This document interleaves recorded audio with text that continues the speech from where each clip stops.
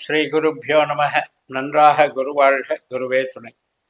பரபிரம்ம ருத்ர காயத்ரி ஞானஸ்வரத்து நண்பர்களுக்கு வணக்கங்களும் வாழ்த்துக்களும். இந்த பதிவு விருச்சிக லக்னத்திற்காக. குரு செவ்வாய் கிரக சேர்க்கை செவ்வாயினுடைய நட்சத்திரத்தில் நிகழ்கின்றது. ஆகஸ்ட் 20 முதல் செப்டம்பர் 6 வரை 18 நாட்கள். இதற்கான பலன்களை பார்ப்போம். நம்ம லக்னத்திற்கு குரு 2ஆம் வீட்டுக்கும் 5ஆம் வீட்டுக்கும் அதிபதி. 2ஆம் இடம் என்பது நமக்கு பேச்சை குறிக்குது, கையிருப்பு பணத்தை குறிக்கிறது, குடும்பத்தை குறிக்குது. அதுபோக ஒரு தொழில் செல்வாக்கு வளர்ச்சி, ஒரு ஆபரண சேர்க்கை, பொருட்கள் பலம், இதெல்லாமே 2ஆம் இடத்துல.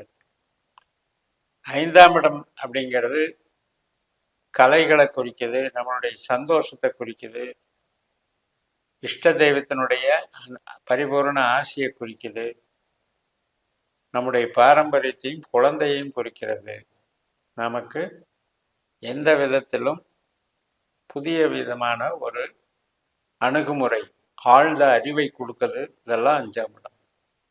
அதுவும் குருவா வருங்காட்டியும் அதனுடைய வளர்ச்சி நமக்கு மகிமை பொருந்தியதாக இருக்கும்.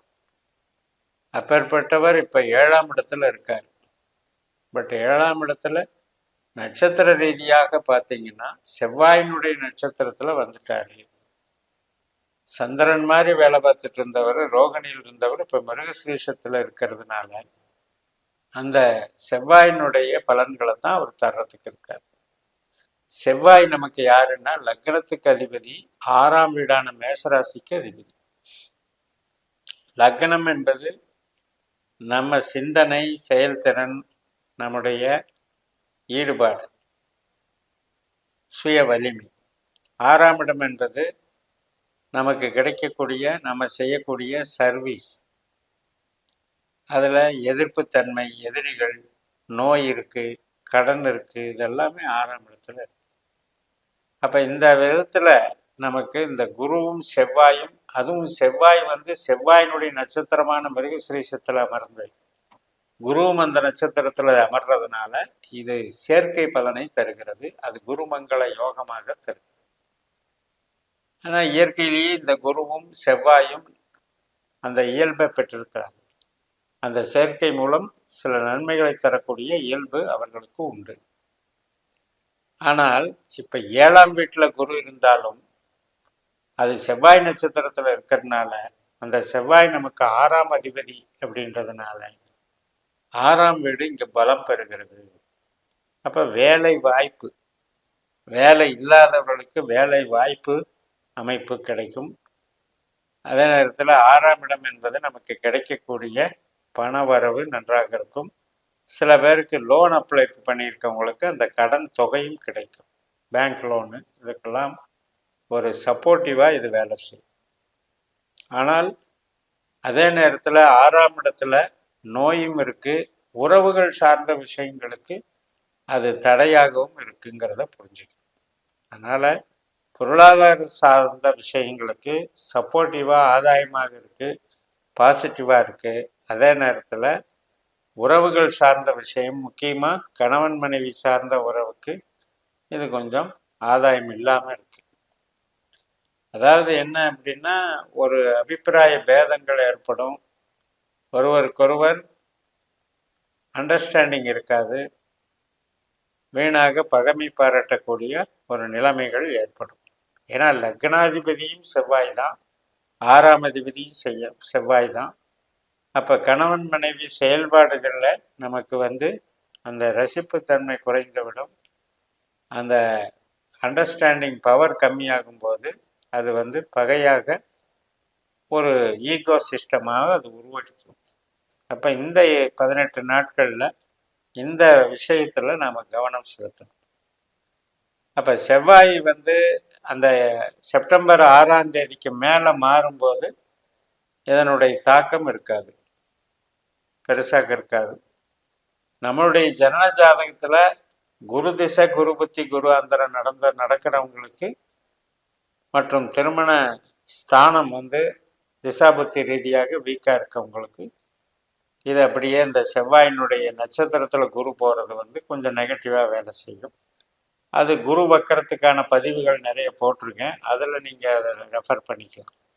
ஏன்னா குரு வந்து வக்கரமாகும், மறுபடியும் ரோகிணி நட்சத்திரத்துக்கே வந்துட்டு மறுபடியும் மாறுவார். அதை அப்படியே நீங்கள் ஃபாலோ பண்ணிக்கலாம்.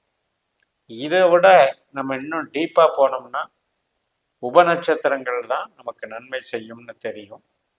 அதாவது உபநட்சத்திரங்கள் தான் தன்னுடைய வேலை எந்த பாவத்தை செய்யறதுங்கிறத உறுதிப்படுத்தும்.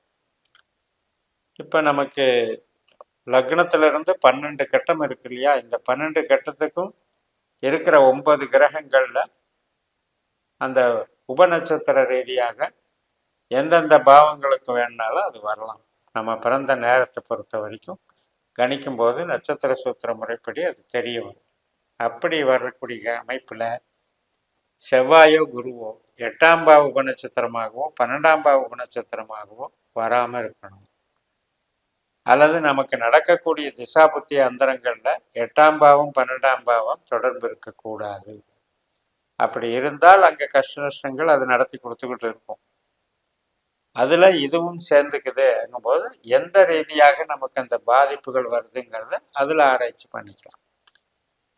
பட் இந்த டாப்பிக்கை பொறுத்த வரைக்கும் குருவும் செவ்வாயும் இப்போ 1, 5, 9, 3, 7, 11 இது மாதிரியான பாவங்கள் தொடர்புகளில் இருக்கும்போது உறவு சார்ந்த விஷயத்துக்கு பெருசாக பாதிச்சிடாது, நன்மைகள் தான் செய்யும்.